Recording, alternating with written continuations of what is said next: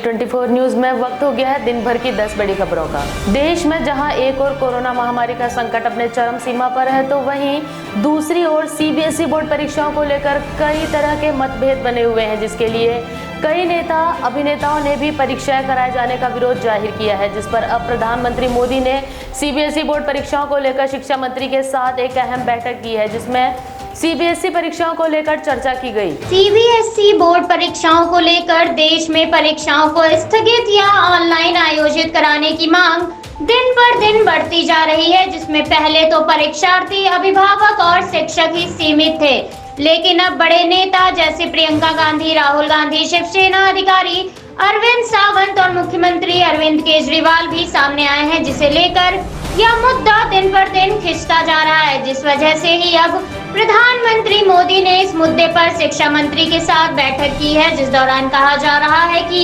इस मुद्दे पर इस बैठक के चलते कुछ अहम फैसले लिए जा सकते हैं। वहीं आपको बता दें, प्रियंका गांधी ने सीबीएसई बोर्ड परीक्षा को रद्द कराने की मांग करते हुए शिक्षा मंत्री को पत्र भी लिखा था। इसी के साथ सीबीएसई ने भी अपने एक बयान में कहा था कि परीक्षाएं पूर्व निर्धारित शेड्यूल के अनुसार आयोजित की जाएंगी, जिसके बाद से इस मुद्दे को लेकर गर्मी बढ़ती जा रही है, जिसके लिए प्रधानमंत्री मोदी ने शिक्षा मंत्री के साथ इस मुद्दे पर चर्चा करने का फैसला लेते हुए एक अहम बैठक की है। और यह अंदाजा लगाया जा रहा है कि इस बैठक के बाद इस मुद्दे पर कई अहम फैसले सामने आ सकते हैं।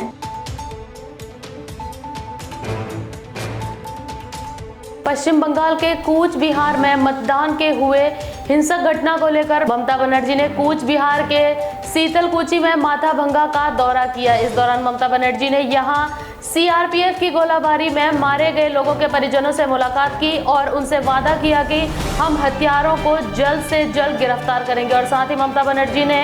शहीद वेदी बनाने का वादा किया है। पश्चिम बंगाल की मुख्यमंत्री ममता बनर्जी ने कूच बिहार में शहीद हुए लोगों के परिजनों से मुलाकात की, जिसके लिए उन्होंने कहा कि यहाँ पर मेरी कोई रैली नहीं थी, लेकिन परिवार से मिलने आई हूँ। इसी के साथ ममता बनर्जी ने कहा कि हिंसक घटना में सीआरपीएफ की गोली में मारे गए सभी पीड़ितों के साथ हूँ और हम आनंद बर्मन के हत्यारों को पकड़ेंगे। राजवंशी और मुसलमान सब यही हैं। हम चुनाव के बाद मारे गए 5 लोगों की याद में शहीद वेदी बनवाएंगे। इसी के साथ उन्होंने इस दौरान चुनाव आयोग पर भी हमला बोलते हुए कहा कि हो सकता है कि चुनाव आयोग मुझे एक और नोटिस भेज दे, लेकिन मैं वही करूंगी जो करना चाहती हूँ। आपको बता दें कि कूच बिहार के शीतलकुची में 10 अप्रैल को चौथे चरण के मतदान के वक्त वोटिंग बूथ पर हुई गोलीबारी में 4 लोगों की मौत हो गई थी, तो वहीं कई लोग गंभीर रूप से घायल हुए थे। जिसके बाद ही ममता बनर्जी ने शहीदों के परिजनों से मुलाकात की है और उनके हत्यारों को पकड़वाने का दिलासा दिया है।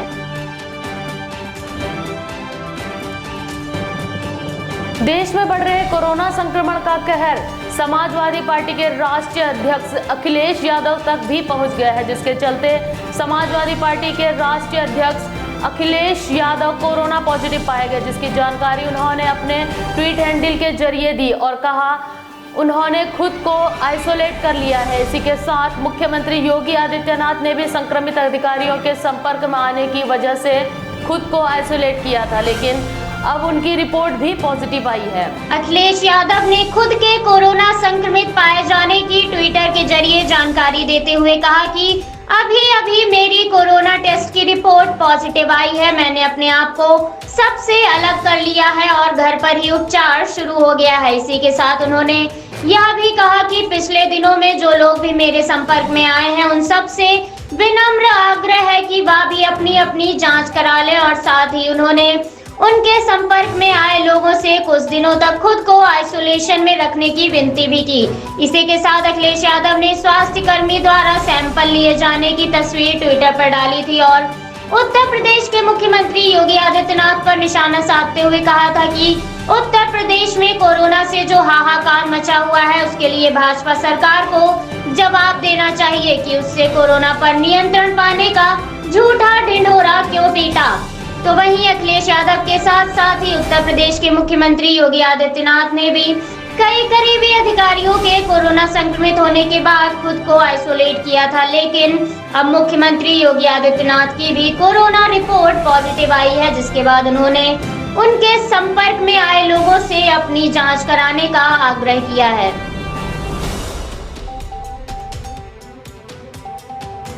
लंबे अरसे से दिल्ली बॉर्डर पर चल रहे किसान आंदोलन का मोर्चा संभालने वाले भारतीय किसान यूनियन के राष्ट्रीय प्रवक्ता राकेश टिकैत को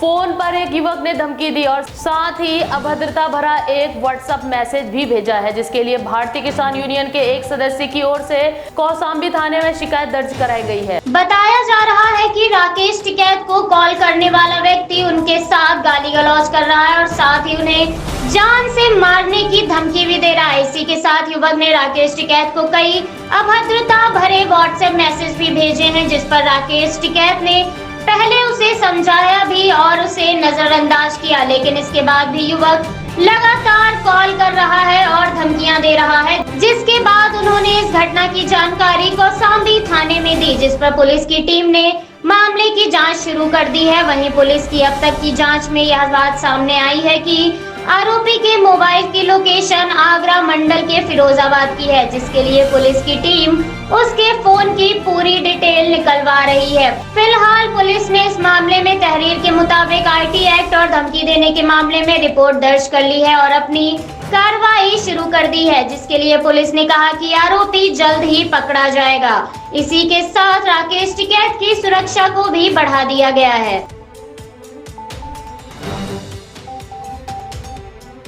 उत्तर प्रदेश के बिकरू में हुए कांड की फाइल अभी तक बंद नहीं हुई है और उसमें लगातार पुलिस धरपकड़ कर रही है, जिसके चलते ही एनएसए लगाने की प्रक्रिया पूरी कर जिलाधिकारी को भेज दी है। ऐसा बताया जा रहा है कि इस कांड में यह आरोपी पहला ऐसा आरोपी होगा जिसकी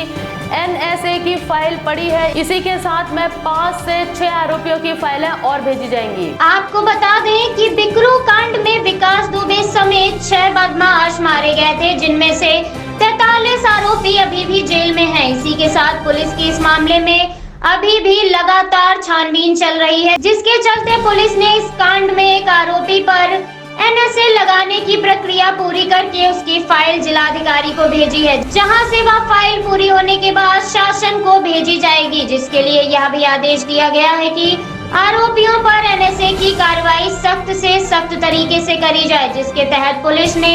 आरोपी शिवम दुबे उर्फ दलाल की फाइल तैयार कर डीएम के पास भेज दी है, जिसके लिए पुलिस ने शिवम दुबे पर आरोप लगाते हुए कहा है कि शिवम दुबे ने बिकरू कांड में पुलिस कर्मियों पर ताबड़तोड़ गोलियां बरसाई थी, जिस वजह से ही हमें आरोपी पर एनएसए की कार्रवाई करनी पड़ रही है।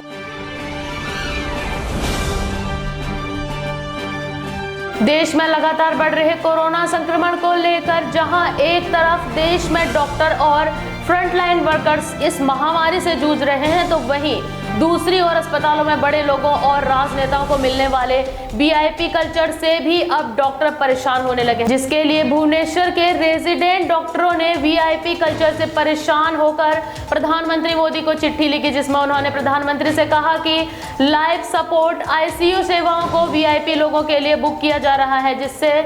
अन्य लोगों को परेशानियों का सामना करना पड़ रहा है। भुवनेश्वर के रेजिडेंट डॉक्टरों ने अस्पतालों में चल रहे वीआईपी कल्चर से परेशान आकर प्रधानमंत्री मोदी को चिट्ठी लिखी, जिसमें उन्होंने कहा कि एम्स जैसे सरकारी अस्पतालों में नौकरशाहों, राजनेताओं और राजनीतिक पार्टी के कार्यकर्ताओं को इलाज में मिलने वाली वीआईपी व्यवस्था को खत्म किया जाए, जिसके लिए डॉक्टरों ने कहा कि यहाँ तक कि कई लोगों को इसकी जरूरत भी नहीं है, लेकिन उन्हें आइसोलेशन में रखकर काम चलाया जा सकता है। चिट्ठी में डॉक्टरों ने प्रधानमंत्री से अपनी शिकायत दर्ज कराते हुए कहा कि अस्पताल में वीआईपी काउंटर खोले जाने की बातें हो रही हैं। इसके अलावा कई और ऐसे मामले सामने आ रहे हैं जहां राजनेताओं ने डॉक्टरों की ड्यूटी खत्म होने के बाद भी उन्हें अपने घर पर बुलाकर इलाज करवाया, जिस वजह से इन सब कारणों से डॉक्टरों की मानसिक पीड़ा बढ़ती है और कार्यस्थल पर उनकी क्षमता पर भी काफी असर पड़ता है। डॉक्टरों ने कहा कि जब से कोरोना महामारी चल रही है, तब से सबसे आगे डॉक्टर हमेशा से खड़े थे और अपना जीवन जोखिम में डाले हुए थे। बावजूद इसके अस्पतालों में वीआईपी कल्चर और अफसरों को विशेष सुविधाएं दिए जाने के कारण हम परेशान हो चुके हैं और इसका विरोध करते हैं क्योंकि यह एक तरीके से फ्रंटलाइन वर्कर्स का अपमान है।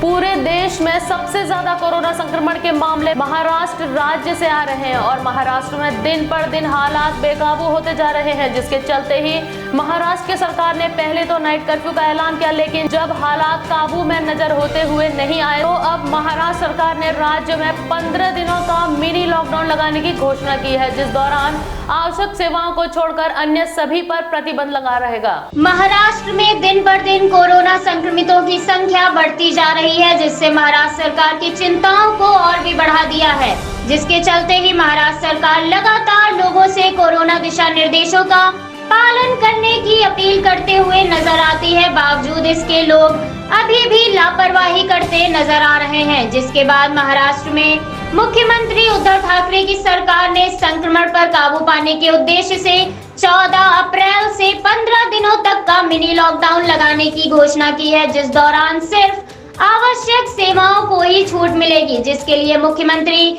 उद्धव ठाकरे ने कहा कि कोविड-19 के मामलों में बढ़ोतरी होने से महाराष्ट्र के स्वास्थ्य ढांचे पर दबाव काफी बढ़ गया है। इसी के साथ महाराष्ट्र में ऑक्सीजन की आपूर्ति और बिस्तरों की भी भारी कमी हो गई है, जिस वजह से उन्होंने प्रधानमंत्री मोदी से भी आग्रह किया कि राज्य के हालात को देखते हुए केंद्र, पश्चिम बंगाल या पूर्वोत्तर राज्यों से वायुसेना के विमानों के माध्यम से कोरोना मरीजों के लिए ऑक्सीजन की आपूर्ति कराई जाए, अन्यथा यहाँ पर हालात और भी बिगड़ सकते हैं। केंद्र से आग्रह करते हुए महाराष्ट्र सरकार ने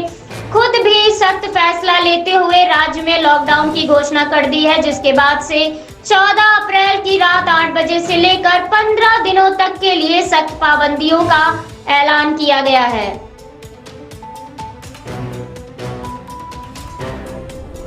दिन पर दिन बेकाबू होती जा रही कोरोना संक्रमण की दूसरी लहर भयानक रूप लेती नजर आ रही है और लोगों की लापरवाही से और भी ज्यादा खतरनाक बन रही है, जिसके चलते 24 घंटे में सभी रिकॉर्ड को तोड़ते हुए 1.85 लाख से ज्यादा नए मरीज मिले हैं। तो वहीं संक्रमण से 1027 लोगों की जान जा चुकी है। 24 घंटे के अंदर इतना बड़ा आंकड़ा सामने आने के बाद समस्या और भी गंभीर होती नजर आ रही है। देश में बेकाबू होती कोरोना संक्रमण की दूसरी लहर दिन पर दिन आक्रामक रूप लेती जा रही है, जिसके चलते ही 24 घंटे में 1.85 लाख से ज्यादा नए मरीज मिलने के बाद देश में अब तक कुल संक्रमितों की संख्या 1,38,73,885 पहुंच गई है। तो वहीं 24 घंटे के अंदर 1027 लोगों की जान जाने के बाद देश में मौतों का आंकड़ा 1,72,085 तक पहुंच गया है। इसी के साथ स्वास्थ्य मंत्रालय से प्राप्त जानकारी के अनुसार देश में अब तक कुल 1,23,36,036 लोग इस महामारी को मात देकर स्वस्थ हो चुके हैं। तो वहीं देश में सक्रिय मामलों की संख्या बढ़कर 13,65,704 पहुंच गई है। इसी के साथ देश में इस महामारी की जंग को हराने के उद्देश्य से टीकाकरण की रफ्तार भी दिन पर दिन बढ़ती जा रही है, जिसके चलते ही देश में अब तक कुल 11,11,79,578 लोगों को कोरोना का टीका लगाया जा चुका है। आईपीएल में अब तक 5 मैच खेले जा चुके हैं, जिसके बाद हर मैच में ऑरेंज कैप की लिस्ट में फेरबदल हो रहा है। बीते दिन केकेआर और एमआई के बीच खेले गए मैच के बाद भी ऑरेंज कप के हकदार में बदलाव हुआ है, जिसके तहत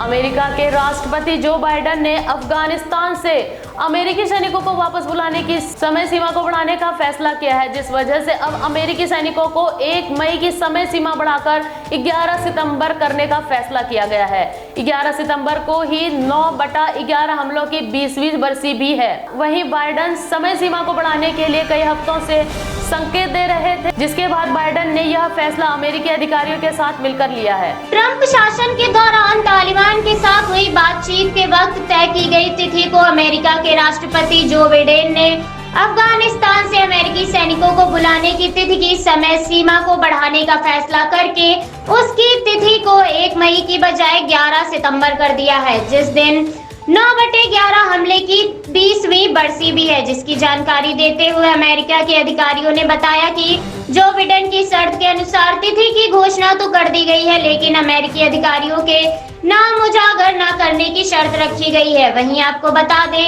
यह खबर पहली बार द वॉशिंगटन पोस्ट के हवाले से आई थी, जिसमें कहा गया था कि संयुक्त राष्ट्र, तुर्की और कतार इस महीने अफगानिस्तान और तालिबान के प्रतिनिधियों के बीच एक उच्च स्तरीय और समावेशी सम्मेलन आयोजित होगा, जिसका उद्देश्य न्यायपूर्ण और राजनीतिक समझौतों के खातिर वर्तमान अफगान की वार्ता में तेजी लाना होगा। और साथ ही सम्मेलन में अफगानिस्तान और तालिबान के प्रतिनिधि भाग लेंगे, जिसके लिए संयुक्त राष्ट्र ने कहा कि सम्मेलन के सह संयोजक स्वतंत्र और एक अफगानिस्तान के लिए प्रतिबद्ध रहेंगे।